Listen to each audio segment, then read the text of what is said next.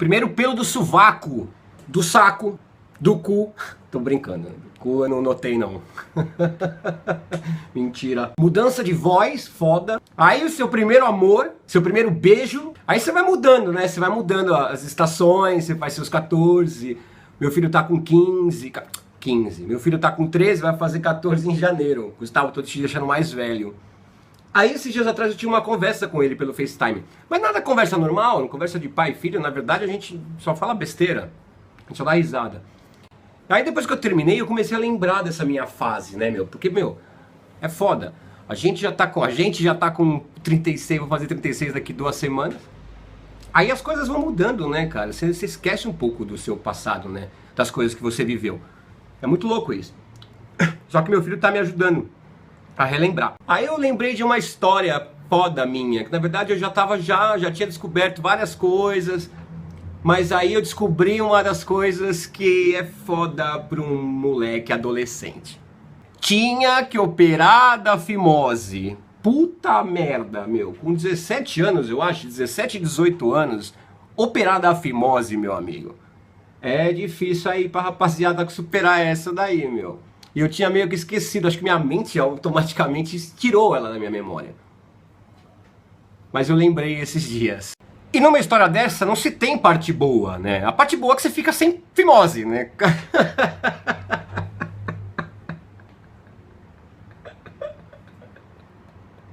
Enfim, fui fazer o exame, né? Pro médico me dar uma vistoria aqui no Samuelzinho, que aliás tá aqui presente. Vou até tirar porque o que sobrou dele foi esse daqui, ó.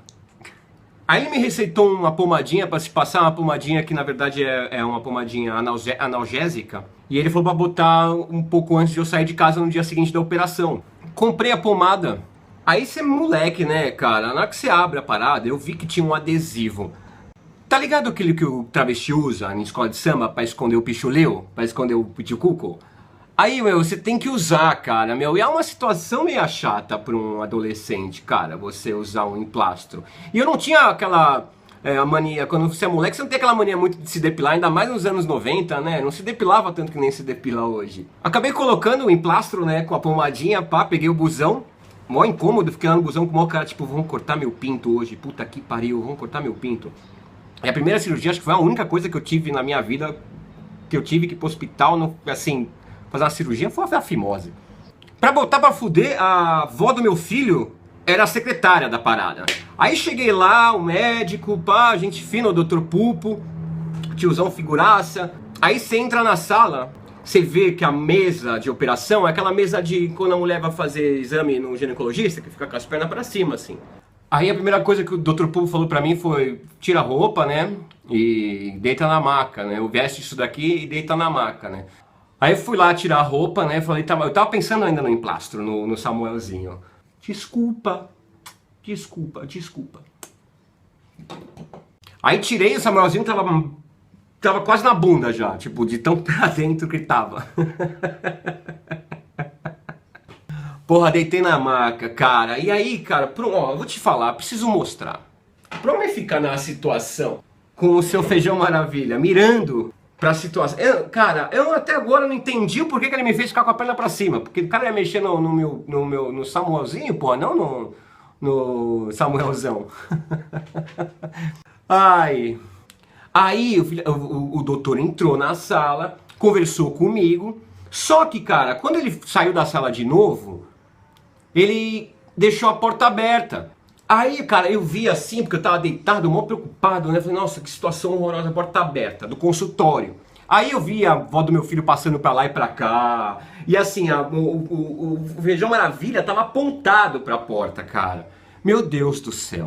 Passou, o doutor voltou, aí começou a operação, cara. Aí, porra, eles começaram a mexer, tipo, nele, ver o tamanho que precisava cortar, essas coisas. Só que eles conversavam coisas do cotidiano, sabe? Tipo, porra, hoje no café da manhã, minha mulher fez um ovo bem bacana, um omelete, outro falando do São Paulo, São Paulino, doutor, pá, não sei o que lá. E ele já tinha me alertado da possibilidade da anestesia não funcionar direito, 100%. Pois é, não funcionou. Cara, meu, eu acho que eu lembro da dor, e aí, meu, é uma pontada lá, que eu lembro na operação, eu só ficava assim, ó. Tipo, desesperado, meu, porque o bisturi era elétrico, meu, e cada bzz que ele dava, cara, parecia, meu, queria desistir da vida. Foi uma das situações, olha, vou te falar, hein. Ah, obrigado, Gustavo, por fazer lembrar dessas coisas, assim, com propriedade, sabe? Putz, que pareles. Aí, acabou a operação, o doutor virou pra mim e falou assim, Samuel, você quer levar pra sua casa o que restou de pele? São quase 3 quilos. Não levei pra casa, claro. Aí eu lembro que no dia seguinte o Corinthians foi campeão, eu comemorava, parecia um retardado, eu não podia me mexer muito.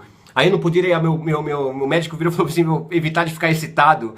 Porra, como que você vai falar pro moleque de 17 anos pra evitar de ficar excitado, né, meu amigo? Porra, doutor, tu é doutor, 70 anos, pedir pra não ficar excitado, ó, eu vou te falar, acho que nem minha mãe não pediu isso pra mim, pô. Fiquei, cara, deveria ter seguido a porra do conselho dele. Parecia que ia rasgar tudo. Meu Deus do céu, cara. Eu só sei que a operação demorou 6 meses, mais ou menos, pra ficar tinindo bonito. E depois de tudo, ele tá lindo. Ficou minha cara, ó. Porra, isso é uma história bacana, porque eu lembrei da minha adolescência, cara. Puta história traumática, na verdade. Obrigado, viu, Gustavo, por me fazer ter essas lembranças, cara. Qual será a próxima agora, hein?